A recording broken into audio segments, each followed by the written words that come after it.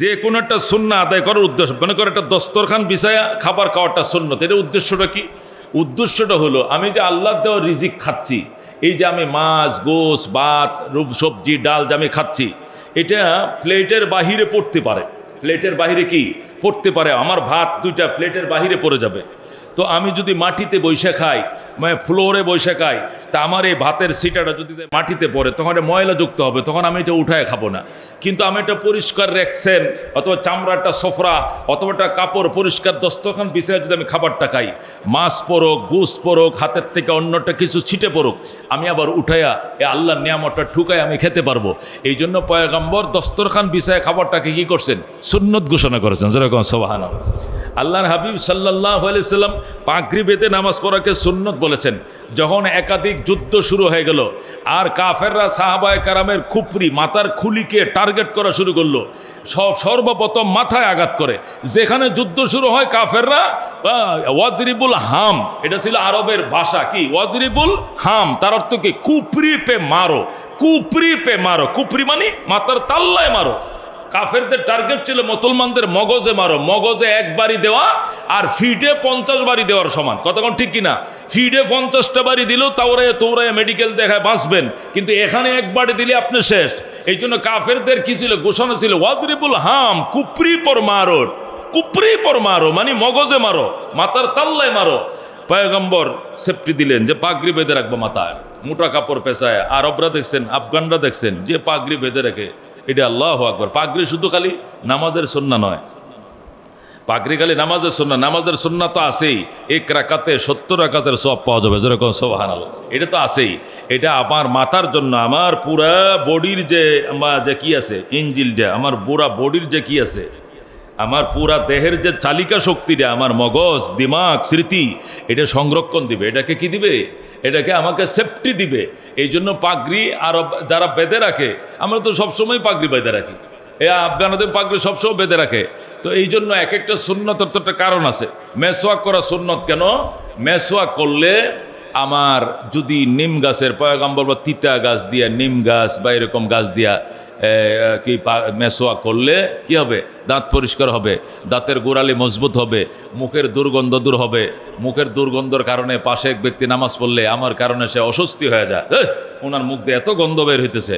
মুখের দুর্গন্ধ দূর হবে, গোড়ালি মজবুত হবে, দাঁত পরিষ্কার হবে, হজম শক্তি বাড়বে, চোখের যুক্তি বাড়বে। নবী বলেন মৃত্যুর টাইমে কালিমা নসিব হবে, কালিমা নসিব হবে, কালিমা নসিব হবে, যেরকম সওয়াব করে ওযু করে মৃত্যুর টাইমে ওদের কালমা নসিব হবে। মেসওয়াকের 70 প্রকারের সওয়াব গুণাগুণ, তার মধ্যে শ্রেষ্ঠ গুণ হইল মৌতের টাইমে কালিমা নসিব হবে। আল্লাহর হাবিব সাল্লাল্লাহু আলাইহি সাল্লামের ইন্তেকালের আগে আম্মাজান বলেন আল্লাহ নবী করতেছিলেন, করতেছেন একবারে শেষ টাইমে। তখন আমি বুঝছিলাম যে উনি মেসওয়াকের জন্য বলতেছেন। তখন একটা মেসওয়াকের খেজুর গাছের ডালা কাইটা দিলাম, তখন এটা শক্ত, তা আমাকে ইশারা দিলেন, আমি এটা কামড়াইয়া চাবাইয়া নরম করে দিলাম। এরপরে নবী বলেন আমাকে মেসওয়াক করে দাও, আলাইকুমুস সিওয়াক। জিব্রাইল যখনই নবীর কাছে আসতেন শুধু বলতেন মেসওয়াক করো, মেসওয়াক করো, মেসওয়াক করো। যখন আসতেন তখনই মেসওয়াকের তাকাদা দিতেন। তাহলে মেসওয়াকের সুন্নত হওয়ার তো কারণ আছে। মুখের দুর্গন্ধ দূর হবে, দাঁত পরিষ্কার থাকবে, দাঁতের গোড়ালি মজবুত থাকবে, হজম শক্তি বাড়বে, চোখের জ্যোতি বাড়বে, লিভারের পাকস্থলীর কি শক্তিবর্ধক হবে। সবচেয়ে বড় কথা মৃত্যুর টাইমে কালিমা নসিব হবে, যেরকম সুবহানাল্লাহ। প্রত্যেকটা সুন্নার কারণ আছে। এতেকাফ যে সুন্নাহ, এটার কারণ কি? এটার কারণে সবে কদর ধরা। কি ধরা? সবে কদর। এত একটা দামি অফার, এক রাত্রের ইবাদত 83 বছর 4 মাসের ইবাদত থেকে বেশি সওয়াব এনে দেবে। এই রাত ধরার জন্য আমাদেরকে অবশ্যই প্রহর গুনতে হবে। এই প্রহর গুনার জন্যই মসজিদে লোক বসায় দিয়েছেন, যেরকম সুবহানাল্লাহ। এটা হলো সুন্নতে এতেকাফ। এটা আবার কিফায়া, আইন না। যদি আইন হতো তাহলে যতটা লোক তারাবি পড়ি মসজিদে এসে এতটা লোকে এতেকাফ করা লাগতো, তাহলে অফিস আদালত আবার বন্ধ হয়ে যেত। এই জন্য নবী এটাকে কেফায়া করে দিলেন। কেফায়া মানে কি? যথেষ্ট, 2-4 জন আদায় করলে বাকিদের জন্য যথেষ্ট। আমাদের মসজিদও আলহামদুলিল্লাহ আমি সংবাদ পেয়েছি 1 নম্বর ভবন থেকে একজন, আর এই মহল্লার থেকে একজন, 2 জনের ব্যবস্থা আছে, আরও একাধিকও হতে পারে। আল্লাহ কবুল করুন, যেরকম আমিন। আমাদের এতেকাফের ব্যবস্থা হয়েছে, যেরকম আলহামদুলিল্লাহ। 3 নম্বর হলো এতেকাফ মুস্তাহাব। এটা কোন এতেকাপ? এটা হলো যখন যে সময়ের জন্য আমরা মসজিদে প্রবেশ করব এতেকাফের নিয়তে। একটা ফ্যান নষ্ট হয়েছে, মেকার ঢুকবে মসজিদে, মেকারটা যেন মুসলমান হয়। আর মেকার মসজিদে ঢুকছে, এসি নষ্ট হয়েছে, এসি ঠিক করার জন্য সে নিয়ত করবে নাওয়াইতু সুন্নাতাল এতেকাফ মা দুমতু ফি হাযাল মসজিদ। আমি এতেকাফের নিয়ত করে ঢুকলাম, যতক্ষণ আমার কাজ করা লাগে এই মসজিদে। সে এসি ঠিক করবে, তো এতেকাফের নিয়তে ঢুকবে। আমি নামাজ পড়তে ঢুকছি মসজিদও, ওই দাঁড়ায় নিয়ত করতে হবে এতেকাফের। মসজিদে প্রবেশ করা 5টা সুন্নত, ডাইন পা দিয়া দোয়া করে দুন্নত আছে কিনা আপনারা পড়ছেন তো? তার মধ্যে এতেকাফের নিয়ত করে ঢোকা এই 5টা সুন্নতের মধ্যে একটা সুন্নত। কতক্ষণ ঠিক কিনা? কেমনে? নাওয়াইতু সুন্নাতাল এতেকাফ মা দুমতু ফি হাযাল মসজিদ, এভাবে বলবেন নাওয়াইতু সুন্নাতাল এতেকাফ মা দুমতু ফি হাযাল মসজিদ। যতক্ষণ আল্লাহর ঘরে অবস্থান করছি এতেকাফের নিয়তে আসি, এটা বাংলায় বলে দিলে হবে। এটা হলো নফল এতেকাফ, যখন ইবাদতের জন্য, কাজকামের জন্য, তেলাওয়াতের জন্য, জিকিরের জন্য, তালিমের জন্য, তাবলিগের জন্য, কত কাজের জন্য তো আল্লাহর ঘরে মানুষ ঢুকে, এতেকাফের নিয়তে ঢুকতে হবে। এটা নফল এতেকাফ। তাহলে এতেকাফ কয় প্রকার? 3 প্রকার। ওয়াজিব এতেকাফ, সুন্নত আলাল কিফায়া এতেকাফ, আর হলো নফল এতেকাফ। আমাদের এই রমজানের আখেরি 10 দিন, 20 তারিখ, কয় তারিখ? 20 তারিখ দিবাগত রাত্রে আজান, মাগরিবের ইফতারের আজান দেওয়ার আগেই এতেকাফওয়ালা আল্লাহর ঘরে ঢুকে পড়বে। এই যে 20 তারিখ আসতেছে, 20 তারিখ দিবাগত রাত্রে বেলা ডোবার আগেই, মানে ইফতারের আজান দেওয়ার আগেই মসজিদের সীমানা ঢুকে যেতে হবে এতেকাফওয়ালা গাঠুর নিয়া, গাঠি গুট্টি নিয়ে। দিনের বেলায় আসরের পরে গাঠুরি টাটুরি সব ঢুকায় ফেলবেন আমাদের দোতলায়। মশারি আছে, কাপড় আছে, পর্দার ব্যবস্থা করে দোতলায় মাল ঢুকায় ফেলবেন। মসজিদে এসে আমাদের ইমাম সাহেবের সাথে, মুয়াজ্জিন সাহেবের সাথে, খাদেম এবং আমাদের স্টাফদের সাথে আপনি ইফতার করবেন। বাসার থেকে ইফতার করে এসে এতেকাফ করবেন, সময় পার হয়ে যাবে। এতেকাফরত অবস্থায় 1 মিনিটের জন্য বিনা কারণে মসজিদের বাহিরে গেলে এতেকাফ ভেঙে যাবে হানাফি মাযহাব অনুযায়ী। বিনা কারণে মসজিদের বাইরে যাওয়া যাবে না, আর আমাদের মসজিদে যাওয়া লাগবেও না। আলহামদুলিল্লাহ আমাদের বাথরুমগুলো 2 পয়েন্টে, বাহিরেও আছে প্রস্রাব পায়খানা, ভিতরে আছে। এতেকাফওয়ালারা অবশ্যই ভিতরের বাথরুম প্রস্রাবখানাগুলো আমরা ইউজ করব, তাহলে কোনো ধরনের সমস্যা আমাদের থাকবে না। এতেকাফের জন্য মসজিদের বাহিরে একটা জরুরি ফোন আছে, একটু বাহিরে যায় দাঁড়ায় বলে ফেলাই, এই বলে আপনি মসজিদের দরজাতে বাহিরে গেলেন কা, জরুরি ফোনটা কথা বলার জন্য, খবরদার এটা করা যাবে না, এতেকাফ ভেঙে যাবে। বিনা কারণে 1 মিনিটের জন্য মসজিদের সীমানার বাহিরে গেলে এতেকাফ ভেঙে যাবে। প্রস্রাব পায়খানা গোসলের জরুরতের কারণে টয়লেটগুলোতে আপনারা যেতে পারবেন, এর বাহিরে প্রয়োজনীয় কথাবার্তা এতেকাফ অবস্থায় মসজিদের ভিতরে বসে আপনি বলবেন, অসুবিধা না। আপনি ব্যবসায়ী তো, এখন আপনার কর্মচারী ফোন দিছে, আঙ্কেল এই যে মিনিকেট চাউল কত করে বস্তা? কয়েছে 2700 টাকা। উনি তো বলতেছে 2500 দিবনি, আচ্ছা দিয়ালা। এই কথাটা মসজিদে বইলেও কর্মচারীকে দোকানদারে এতেকাফে বসলে বলে দিতে পারবে, এইটুকু অনুমতি আছে। প্রয়োজনীয় কোনো পরামর্শ, প্রয়োজনীয় কোনো সিদ্ধান্ত মৌখিকভাবে ওনার থেকে মসজিদ থেকে নিতে পারবে, ফোনে উনি দিতে পারবে, কিন্তু মসজিদের ভিতরে বসেই দুনিয়াবি কথাবার্তা মসজিদে না বলাই উত্তম। তালিম করবে, কোরআন শরীফ পড়বে, হাদিস আছে, বুখারী শরীফ আছে পড়বে, ফাজায়েলে আমাল আছে পড়বে, তালিমের বইগুলো পড়বে, ওলিয়া উলিয়াদের জিন্দিগি পড়বে, সাহাবায়ে কেরামের জিন্দিগি পড়বে, জিকির আজকার করবে, যে কোনো দিনই কাজে নিমগ্ন থেকে এতেকাফের সময়টা কাটাবে। আল্লাহ তাআলা এতেকাফ কেন ফরজ ওয়াজিব কি করেছেন? সুন্নাহ করেছেন শবে কদর ধরার জন্য। আমি শবে কদরের জন্য যে উৎপেতে বসে রয়েছি, আমার চলনে যেন বোঝায় যে আমি একটা কিছু ধরার জন্য এখানে বসছি, এটা আমার চলায় বুঝতে হবে। আমি গাফেল হইয়া শুধু ঘুমায় থাকি, সারাদিন ঘুমাই, ইফতার আসরের নামাজের টাইমে উঠে ওযু করে নামাজটা পড়ি, সারাদিন শুধু আমি ঘুমায় থাকি, এটাই এতেকাফের নিয়ম নয়। আমি উৎপেতে চৌকস হয়ে বসে থাকতে হবে। যেরকম উজ্জা ধরে ওই সুনামগঞ্জের হাওরে চৈত্রী বৈশাখ মাসের দিনে আকাশ যখন ঢাক দেয়, বোয়াল মাঝে শুকনার মাঝে উঠে, ওই সময় কুস নিয়ে বৈশা থাকে, ওই যে কি করার জন্য? উজ্জা ধরার জন্য। এটাকে বাংলা উজ্জা বলে। এতেকাফ মানে উজ্জা ধরা, 1 রাত্রের ইবাদতে 83 বছরের ইবাদতের সওয়াব অর্জন করা। যেরকম সুবহানাল্লাহ। ওইটা যেরকম ঠাডা পড়তেছে, বিজলি পড়তেছে, আকাশে বিজলি চমকাইতেছে, ঠাডা পড়তেছে, তবু সে বোয়াল মাছে গাউই দেওয়ার জন্য কুস নিয়ে ফল নিয়ে বৈশা রয়েছে। এটি যারা বুঝেন তারা বুঝেন, আমি বুঝি, আমার ওই দেশে বাড়ি, ওইদিকে আমার বাড়ি ঘর, আমি জানি। ওরা যেরকম ঠাডা মানে না, বিজলি মানে না, কুস নিয়ার ফল নিয়ে বৈশা থাকে, যে হাওরের মাছ, নদীর মাছ আছে, শুকনায় উঠে যাবে, আমার শুকনার মাঝে ডিমওয়ালা মাছ উঠবে আর কুস দিয়ে ধরবে, 1 রাত্রে আমি এতগুলো মাছ ধরে ফেলবো। এখানে এতেকাফ বলার ঠিক সেম ঘটনা। আমি 1 রাত্রে 83 বছর 4 মাসের ইবাদত ধরে ফেলবো, এই জন্য আমি এখানে বসছি। অলস থাকা যাবে না, এতেকাফ বলো চৌকান্না থাকতে হবে। আল্লাহ কবুল করো, যেরকম আমিন। আল্লাহ তাআলা সূরা কদরের মধ্যে 4টে বৈশিষ্ট্য দিয়েছেন। 1 নম্বর বৈশিষ্ট্য হলো কোরআন। কোরআন দিয়ে আল্লাহ তাআলা সোনায় সোহাগা করে দিয়েছেন রমজান মাসকে। এমনি রমজান অন্য মাসের রাজা, আগের থেকেই রমজান অন্য মাসের রাজা ছিল। আল্লাহ তাআলা এই মাসে কোরআন নাজিল করে সোনায় সোহাগা করে আরো কোটি গুণ রমজানের মান এবং মর্যাদাকে বৃদ্ধি করে দিয়েছেন। আমরা জানি হযরতে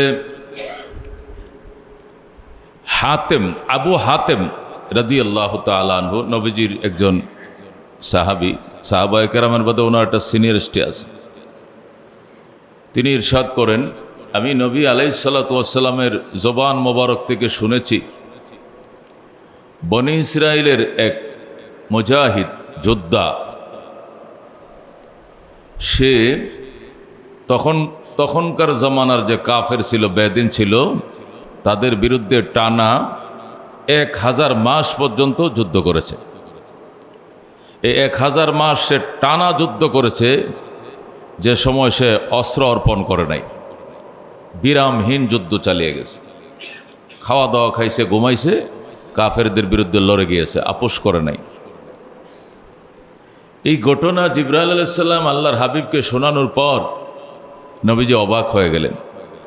1000 মাস পর্যন্ত টানা যুদ্ধ চালিয়ে যাওয়া, 1000 মাস কত বছর? 83 বছর 4 মাস।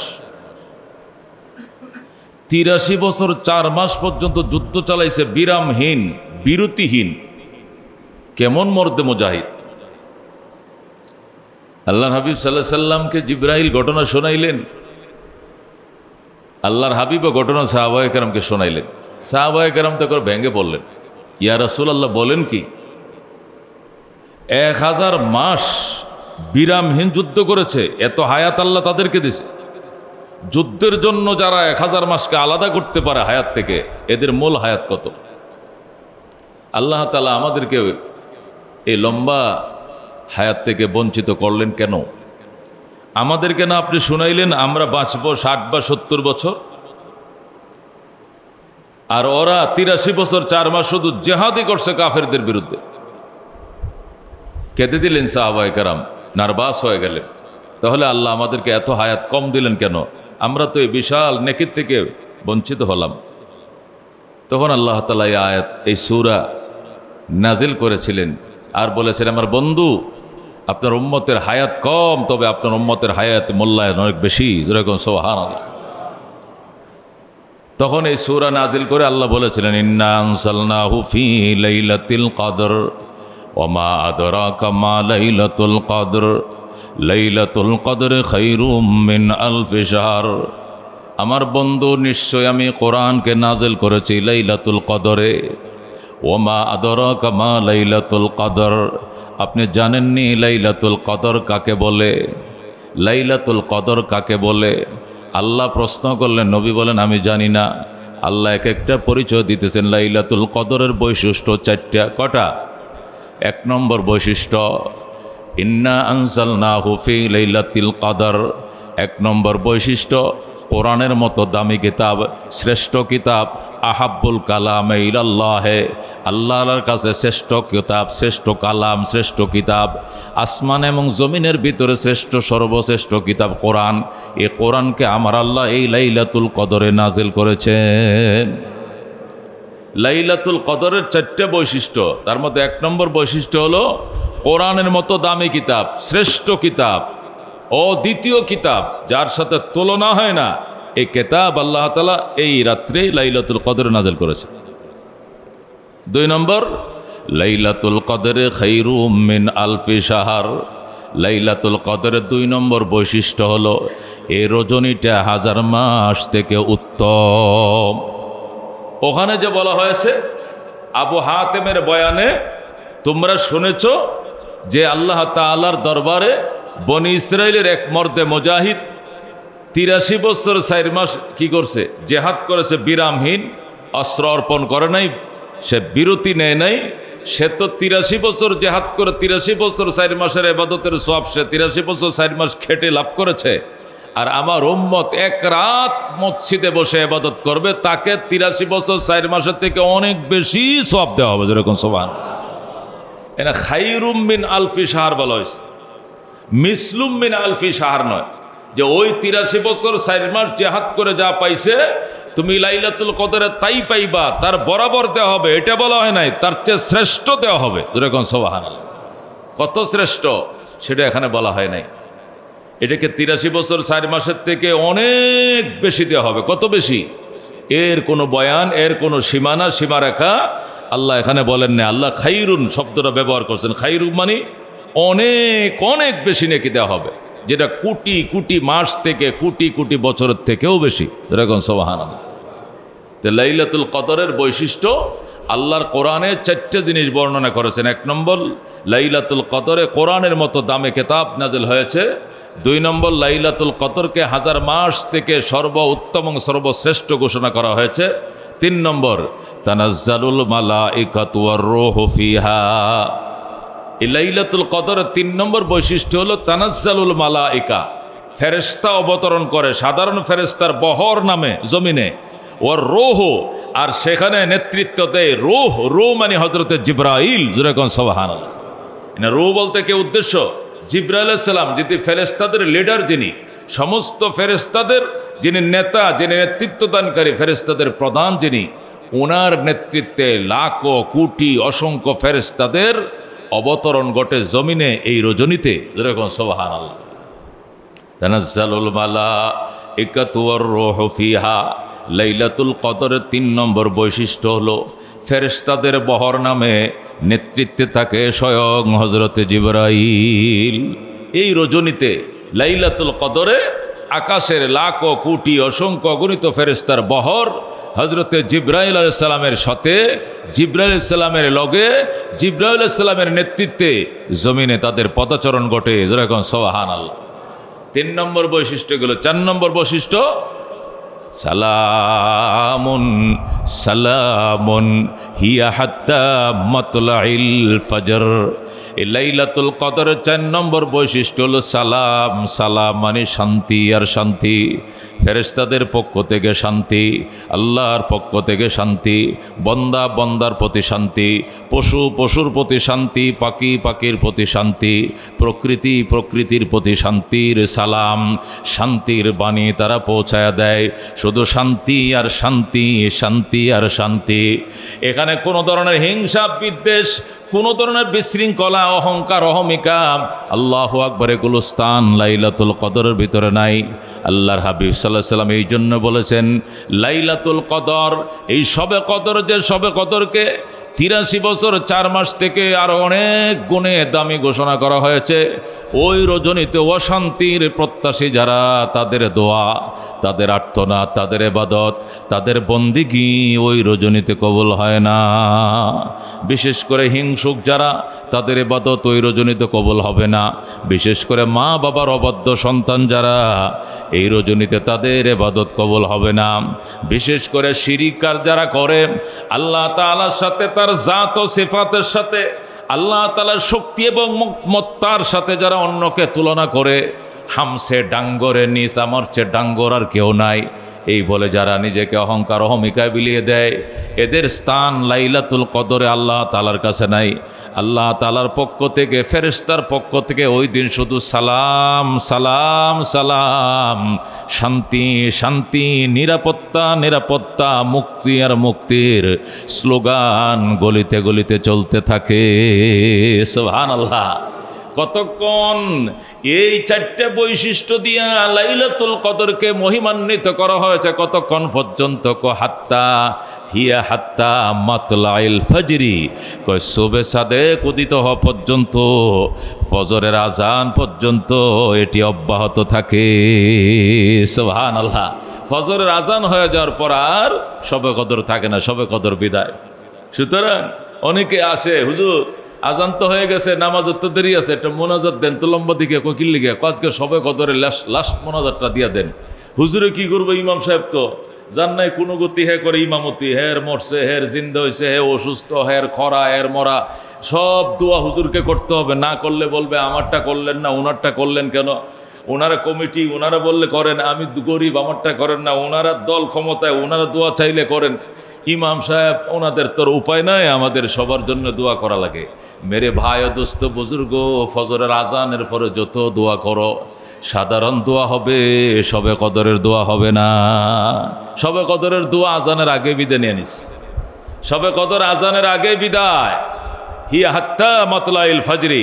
আল্লাহ তাআলা শবে কদরের সীমানা তার কোরআনে গঠনমুখী বলে দিয়েছেন, যেটা ফজর উদিত হওয়ার সাথে সাথে আল্লাহু আকবার বলে মুয়াজ্জিন আজান দিয়ে দিছে, ফেরেশতার বহর জমিন থেকে উড়াল মেরে আকাশের দিকে রওনা হয়ে গেছে। যেরকম সুবহানাল্লাহ। শবে কদরের বরাকা আগামী বছর আরেকবার পাবেন। মাঝখান থেকে শবে কদর উঠিয়ে নেওয়া হয়েছে। মেরে ভাই ও দুস্থ বুজুর্গ, চারটা বারাকা নিয়া শবে কদর আসছে। কয়টা বারাকা? এক নম্বর, আল্লাহ তাআলা এই শবে কদরে আল্লাহ কোরআন নাজিল করেছেন। রমজান মাস এত বরকতময় মাস, রমজান মাস এত দামি মাস। আসমানি যত দামি দামি কিতাব আল্লাহ আসমান থেকে জমিনে নবীদের কাছে নাজিল করেছেন, অবতরণ করেছেন, সব কয়টি কিতাব রমজান মাসে অবতরণ করেছেন। হযরত মূসা আলাইহিস সালামকে আল্লাহ তাওরাত শরীফ দিছেন রমজান মাসের 6 তারিখ। হযরত ঈসা আলাইহিস সালামকে ইনজিল শরীফ দিছেন রমজান মাসের 12 তারিখ। হযরত দাউদ আলাইহিস সালামকে জাবুর দিছেন রমজান মাসের 21 তারিখ।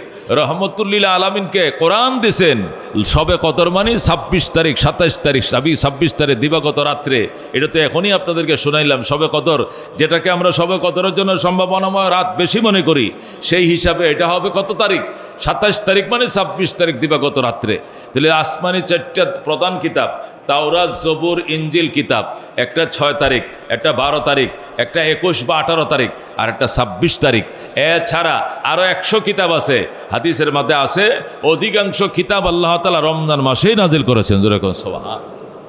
এত বড় বরকতময় মাস রমজানের মাস, বিশেষ করে কোরআনের মতো দামি কিতাব, কোরআনের মতো দামি কিতাব এই মাসে আল্লাহ তাআলা অবতরণ করে এই মাসকে সোনায় সোহাগা করে দিয়েছেন। এক হাদিস তো শোনাইলাম, হজরতে উবাই ইবনে কাব রাদিয়াল্লাহু তাআলা আবু হাতেম আনসারীর ঘটনা দিয়া শোনাইলাম। মর্দে মুজাহিদ 1000 বছর পর্যন্ত যুদ্ধ করেছিলেন।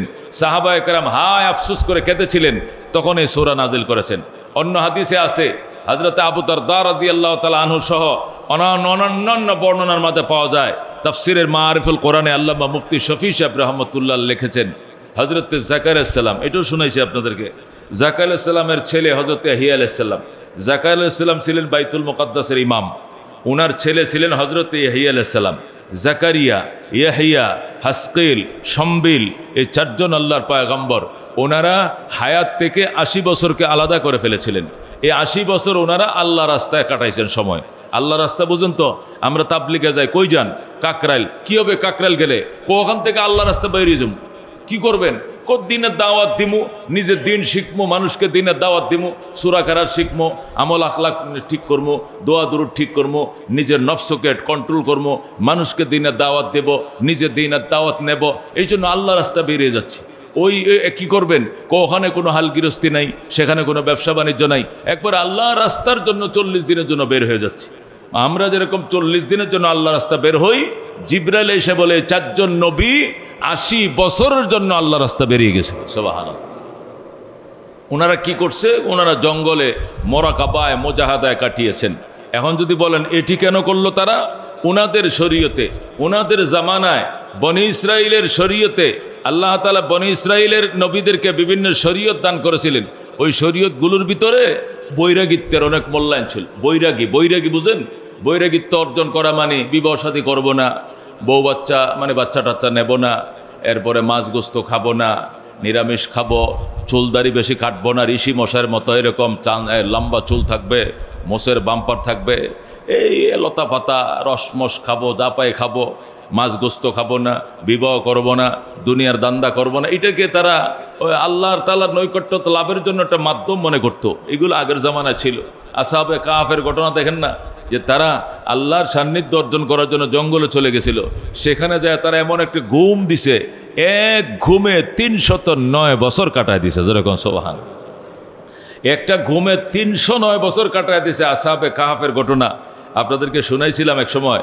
তো কেন তারা জঙ্গলে গেছিল? তারা ঈমান এবং আমলকে হেফাজত করার জন্য দেশের অত্যাচারী এবং মুশরিক বাদশা জোর করে জবরদস্তি করে তাদেরকে বেঈমান বানাতো, শিরিকে বাধ্য করত। শিরিক থেকে বাঁচার জন্য, ঈমানের উপর অবিচল থাকার জন্য তারা জঙ্গলে গিয়েছিল। সেখানে তারা যা ঘুমিয়ে পড়েছিল, এক ঘুমে তারা 309 বছর পার করে দিয়েছিল। সুবহানাল্লাহ। এই যে আসহাবে কাফের ঘটনা বা আগে পরের বহু ঘটনা প্রমাণ করে ওই ধর্মগুলোর মধ্যে বৈরাগিত্বের বড় মূল্যায়ন ছিল, সাধনার বড় মূল্যায়ন ছিল। সাধনা যে দুনিয়াতে দামি দামি খাবার, সুস্বাদুময় খাবার খাবো না, দামি দামি পোশাক পরবো না, সুন্দরী মেয়ে বিবাহ করবো না, দুনিয়ার রং তামাশ হলো ছেলে মেয়ে, অর্থ সম্পদ। জুইনান লিন্নাস হব্বু শাহওয়াত মিনাল বানিন ওয়াল কানাতিরিল মুকান্তরা মিনাজ যাহাব ওয়াল ফিজ্জা। মানুষকে সুশোভিত করা হয়েছে ছেলে দিয়া, মেয়ে দিয়া, অগাধ সম্পদ দিয়া। আমি দুনিয়াকে সুশোভিত করব না, দুনিয়াকে সাজাবো না, সুন্দরীর বউ নেব না, সুন্দর ছেলে মেয়েও নিব না, অবাধ কি অট্টালিকার মালিক হব না, ছেঁড়া পাড়া জামা কাপড় পরবো, গাছের পাতালাতা রসকায় কোনো মতে জীবনযাপন করব, পরকালে বড় বড় প্রাসাদের মালিক হব। এ বিশ্বাস তাদের ছিল। বিশ্বাস অনুযায়ী ধর্ম তাদেরকে সাপোর্ট দিত, কিন্তু ইসলাম এই সাপোর্ট দেয় না। ইসলাম বলে লা রুহবানিয়াতা ফিল ইসলাম, লা রুহবানিয়াতা ফিল ইসলাম। ইসলামের ভিতরে বৈরাগিত্বের স্থান নাই। ইসলামেতে কি নাই? বৈরাগিত্বে। বৈরাগী হওয়া ঋষি মশায় সাজা, চুলদাড়ি কাটবো না, নিরামিষ খাবো, বিয়ে শাদী করবো না, ব্যবসা বাণিজ্য করবো না, কেনাকাটা করবো না, অসুখ হইলে আল্লাহ অসুখ দিছে আল্লাহ ভালো করবে, চিকিৎসা করবো না, ডাক্তার দেখাবো না, এভাবে মরে যাব। এই বিধান ইসলামে নাই। ইসলামের বিধান হলো আমি চাকরি করি, চাকরিতে যাব, আমি বর্ডার সীমানা পাহারা দেই, সেখানে ডিউটিতে যাব, আমি পুলিশ আইন শৃঙ্খলায় চাকরি করে আইন শৃঙ্খলা কাজে আমি নিয়োজিত থাকবো, ব্যবসা করে আমি দোকান খুলবো সকালবেলা নামাজ পড়ে যায়, আমি যে অবস্থাতে যে পার্টে আমি চাকরি করি না কেন ওখানে থেকে আল্লাহর বিধান পালন করব। ওখান থেকে আমি মারা যাব, ওখান থেকে আমি জান্নাতে চলে যাব। যেরকম সুবহানাল্লাহ। ইসলামের মধ্যে আলাদাভাবে অফসর হইয়া এবাদত বন্দিগি কইরা আল্লাহর নৈকট্য লাভ করার মতো কোনো সিস্টেম নাই। ইসলাম হলো নামাজ চলছে, ব্যবসাও চলছে, রোজাও চলছে, আবার ব্যবসা বাণিজ্য চললে, হজও চলছে। আল্লাহ তাআলা দুনিয়ার সব কাজগুলো করব, আবার ফাঁকে ফাঁকে আল্লাহর বিধানগুলোকে আমরা যথাযথ টাইমে আল্লাহ তাআলার বিধানগুলোকে পালন করব। আল্লাহ তাআলার কোনো বিধানে শৈথুল্যতা পোষণ করব না। বাস আমি যদি সীমানা পাহারা দিয়ে আমি বিজিবিতে চাকরি করি, আমি বর্ডার পাহারা দেয়, এমন নয় যে আমি আল্লাহ সাহেব তো 35 বছর চাকরি করার পরে রিটায়ার্ড হব, এরপরে যায় মালিবাগ মসজিদে বসমুজে মনে করেন খালি নমাজ আর নমাজ, খাওয়ার টাইমে বাসায় যাবো আর বাকি টাইমটা শুধু মসজিদে কাটাই দিব, এটা আমি রিটায়ার্ডের পরে করবো। কিন্তু এখন ডিউটি অবস্থা তো আবাদত বন্দি করা সম্ভব নয়। এটা ইসলাম না। ইসলাম হলো তুমি যে ডিপার্টমেন্টে, যে ফ্রন্টে, যে পয়েন্টে তুমি কাজ করছো, ওই পয়েন্টে থেকেই ওখানে রমজান আইসে রোজাটা রেখে নাও, ওখানে নামাজের টাইম এসে নামাজ মারা যাইবা, কালমানিয়া জান্নাতে চলে যাইবা। যেরকম সুবহানাল্লাহ। যখন এই 4 জন পয়গম্বর 80 বছর আলাদা করে ফেললেন জীবন থেকে আল্লাহর ইবাদতে নিমগ্ন থাকার জন্যে, এই ঘটনা আল্লাহর হাবিবকে জিব্রাইল শোনাইলে আল্লাহ নবী নিজেই অবাক হয়ে যান। এটা কি করে সম্ভব? আমার উম্মত বাঁচবেই না 80 বছর, 60-70 বছর আমার উম্মতের হায়াত, আর তারা 80 বছর শুধু মোরা কাবার জন্য জঙ্গলে কাটিয়ে দেয়। আল্লাহ তাহলে আমার উম্মতকে তুমি এত কম হায়াত কেন দিলা? এই কথাটা নবী বলে ফেললেন। আল্লাহ তাআলা সাথে সাথে এই সূরা কদর নাজিল করে বলেন, বন্ধু ওরা 83 বছর 4 মাস ইবাদত করে, মোরাকাবা করে, ধ্যানে নিমগ্ন থেকে জঙ্গলে নিরামিষ খাইয়া যে ইবাদত করে যে নেকি লাভ করেছে, তোমার উম্মত সবে কদরে সন্ধ্যায় মসজিদে ঢুকবে, ফজরের নামাজ পড়ে মসজিদ থেকে বের হয়ে আসবে, এক রাত্রে 83 বছর 4 মাস থেকে অনেক অনেক বেশি নেকি নিয়ে ঘরে ফিরবে। যেরকম সুবহানাল্লাহ। মেরে ভাই ও দোস্ত বুজুর্গ, আল্লাহ তাআলা এরপরে সূরা কদর নাজিল করলেন। এই সূরা কদর নাজিল করার পরেই আল্লাহর হাবিব সাল্লাল্লাহু আলাইহি ওয়াসাল্লাম ইতিকাফের নিয়ম চালু করলেন। যেহেতু এক রাত্রের ইবাদত 83 বছর 4 মাস ইবাদত থেকে অনেক গুণে বেশি দামি, সুতরাং এমন একটা উজ্জা, এমন একটা মনে করেন এই যে আল্লাহ তাআলার পক্ষতে অফার, এই অফার কোনোদিন হাতছাড়া করা যায় না। এই অফার ধরার জন্য উঁত পেতে বসে থাকতে হবে, এই অফার ধরার জন্য উঁত পেতে বসে থাকতে হবে। এই পয়গম্বর গাট্টি নিয়ে মসজিদে ঢুকলেন। সাহাবায়ে কেরাম বলেন, ইয়া রাসূলুল্লাহ আপনি ঘর থেকে মসজিদে যাচ্ছেন কারণটা কি? কয় শবে কদর ধরতে উঁত পেতে বসে থাকতে হবে। শবে কদর এক রাত্রের ইবাদত যদি 83 বছর 4 মাসের ইবাদত থেকে অনেক অনেক বেশি নেকি এনে দেয়, তাহলে এক রাত্রের জন্য আল্লাহর ঘরে আমাকে অবশ্যই অবস্থান করতে হবে। আমি গেলাম, পয়গাম্বরের পিছন দিয়ে সাহাবায়ে কেরাম গাটুরি নিয়ে সব মসজিদে ঢোকা শুরু করলো, সবাই এতেকাফ করবে। নবী চিন্তা করলেন সবাই যদি মসজিদে বসে তাহলে কাঁচামরিচের দোকানে তো নাই, শশাওয়ালা তো শশা বেচতে পারবে না, মাছ দোকানে খরিদ্দার নাই, চাউলের দোকানে কাস্টমার নাই, রিস্কাওয়ালার প্যাসেঞ্জার নাই, বর্ডার অরক্ষিত সীমানা পাহারাদের কেউ নাই, সবাই তো মসজিদে ঢুকছে সবাই কদরের জন্য। তখন আল্লাহর হাবিব বললেন যে না, একটা মহল্লার থেকে ওই মহল্লার থেকে একজন যদি বসে পুরা মহল্লার পক্ষ থেকে এই অফার ধরার জন্য যথেষ্ট হবে। উনার মাধ্যমে সবে কদরের বরকত আল্লাহ পুরা মহল্লার মধ্যে বন্টন করে দিবেন, যেরকম সবাই। তখন আল্লাহর হাবিব সবাইকে বের করে দিলেন যে না না, সর্বনাশ, এইভাবে যদি সবাই হুমরিকায় মসজিদে বসা শুরু করো তখন এতেকাফকে আল্লাহ ফরজ করে দিবেন। যদি এটাকে ফরজ করে দেন তখন তোমাদের জন্য বড় মুসিবত হবে। পৃথিবীর নিয়ম নিজাম সিস্টেম সব স্থবির হয়ে যাবে, সব হুমরিকে যাবে, নষ্ট হয়ে যাবে। দেশে আইন শৃঙ্খলা থাকবে না, সীমানা অরক্ষিত হয়ে যাবে, সচিবালয় বন্ধ হয়ে যাবে, ব্যাংক বন্ধ হয়ে যাবে, রিক্সার চাকা ঘুরবে না, বাসের চাকা প্যাসেঞ্জার নাই, সব স্থবির। লোক কই? সব মসজিদে লোক ধরবে না। এটি নয়, তাহলে সবে তো কি হয়ে যাবে? এতেকাফ ওয়াজিব হয়ে যাবে। শিগগির বের হও। একটা মহল্লায় কমপক্ষে একজন, একাধিক হইলেও ভালো, বসলে ওই মহল্লার পক্ষ থেকে সবে কদর আল্লাহ মসজিদে দেবেন, মসজিদে ওনার মাধ্যমে সবে কদরটা পুরা মহল্লায় বন্টন করে দিবেন আমার আল্লাহ। জোরে কোন সুবহানাল্লাহ। এই আল্লাহ নবী সাল্লাল্লাহু আলাইহি সাল্লাম এতেকাফকে সুন্নতে মুআক্কাদা আলাল কিফায়া ঘোষণা করলেন। কিফায়া মানে কি? যথেষ্ট। যেরকম জানাজা ফরজে কিফায়া, একটা মহল্লা একটা লোক মারা গেলে অফিসে ইমার্জেন্সি যারা চলে গেছে অসুবিধা নেই। এলাকায় বর্তমানে যারা আছে মাইকের আওয়াজ শুনে বাকিরা আইসা যদি জানাজানা পড়ে নেয়, এই ফরজিয়তটা সকলের পক্ষ থেকে আদায় হয়ে যাবে। এটা ফরজে কিফায়া। এতেকাফটা সুন্নত আলাল কিফায়া, সুন্নতে মুআক্কাদা আলাল কিফায়া। মুসল্লিদের পক্ষ থেকে একাধিক জন, একজন দুইজন চারজনে যদি এতেকাফটা করে ফেলে তাহলে পুরা মহল্লাবাসীর পক্ষ থেকে সুন্নতটা আদায় হয়ে যাবে এবং তার মাধ্যমে আল্লাহ তাআলা সবে কদরের বারাকাটা পুরা মহল্লার মুসল্লিদেরকে বন্টন করে দিবেন। যেরকম এতেকাফ শব্দের অর্থ হলো অবস্থান করা। এতেকাফ শব্দের অর্থ হলো অবস্থান করা, অর্থাৎ আল্লাহ তাআলার নৈকট্যতা লাভের জন্য আল্লাহর ঘরে অবস্থান করাকে এতেকাফ বলে। এতেকাফ তিন প্রকার। কয় প্রকার? তিন প্রকার। একটা ওয়াজিব, একটা সুন্নত, আর একটা হলো মুস্তাহাব। কয় প্রকার এতেকাফ? তিন প্রকার। ওয়াজিবে এতেকাফ হলো যদি কেউ মান্যত করে, অনেকেই বড় রোগে আক্রান্ত হইয়া মান্যত করছে, পাপে যখন সে তাকে ধরছে, অসুস্থ হয়েছে, হসপিটালে শুয়ে চিন্তা করে আল্লাহ জীবনে একটা এতেকাফ করতে পারলাম না, তোমার মসজিদের হক আদায় করলাম না, নামাজ রোজার পাবন ছিলাম না, এখন যদি মারা যায় কবরে কি নিয়ে যাব? আল্লাহ যদি এই রমজানের আগে আমার সুস্থ করে রাখে, ইনশাআল্লাহ আমি 10 দিন মসজিদে এতেকাফ করব, আল্লাহ যদি আমার সুস্থ করে। এরকম যদি কেউ মান্যত করে তখন ওই এতেকাফটা ওয়াজিব হয়ে যায়। মান্যতের এতেকাফটা কি হয়ে যাবে? ওয়াজিব হয়ে যাবে। হয়তো ওমর রাদিয়াল্লাহু তাআলা আনহু মান্যত করছিলেন যে আমি বাইতুল্লাহ এতেকাফ করব। তো নবী আলাইহিস সালামের দরবারে বলেন, ইয়া রাসূলুল্লাহ, আমি তো মুসলমান হওয়ার আগেই নিয়ত করছিলাম আমি বাইতুল্লাহ এতেকাফ করব, এখন এটা কি পূরণ করা ওয়াজিব?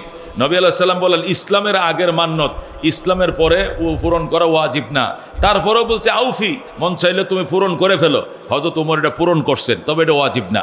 কিন্তু মুসলমান অবস্থায় যদি কেউ মান্যত করে যে আমি এই রোগ থেকে মুক্তি পাইলে, আমার মনের আশা পূরণ হইলে, আমার নেতা নির্বাচিত হইলে, অথবা আমি মামলার থেকে অব্যাহতি পাইলে, আমি পাকড়াও থেকে মুক্তি পাইলে, আমি আল্লাহর ঘরে রমজান হোক আর যে হোক, আমি একটা সুবিধা মতো অবস্থানে আমি 10 দিন আল্লাহর ঘরে এতেকাফ করব, এরকম মান্যতি করে ফেললে এতেকাফ করা ওয়াজিব হয়ে যায়। আর একটা এতেকাফ হলো সুন্নত, যেটা রমজান মাসের আখির 10 দিন। নবী আলাইহিস সালাম বলেন, আমি মদিনা হিজরত করার পরে প্রতি বছরে আমি এতেকাফ করছি, মিস করি নাই। 1 বছর শুধু বদরের যুদ্ধের জন্য মদিনার বাহিরে চলে গিয়েছিলেন নবীজি। যুদ্ধের জন্য মদিনার বাহিরে যাওয়া লাগছিল রমজান মাসে, আর ওই বছরে এতেকাফ করতে পারেন নাই। পরের বছর এর জন্য 20 দিনে এতেকাফ করছেন, মানে আগেরটাও নবী কাজা করছেন। যেরকম সুবহানাল্লাহ। তাহলে এর দ্বারা কি বুঝলেন? 9 বছর এতেকাফ করছেন, 1 বছর এতেকাফ করতে পারেন নাই কারণে পরের বছর 10 দিনের জায়গায় 20 দিনে এতেকাফ করছেন। কত বড় গুরুত্বপূর্ণ! এতেকাফটা যদিও সুন্নত, কিন্তু এইটার ভিতরে ফরজের থেকে দামি আহামিয়ত লুকিয়ে আছে। কেন? এতেকাফের উদ্দেশ্যটা কি? যে কোনো একটা সুন্নত আদায় করার তো একটা উদ্দেশ্য আছে।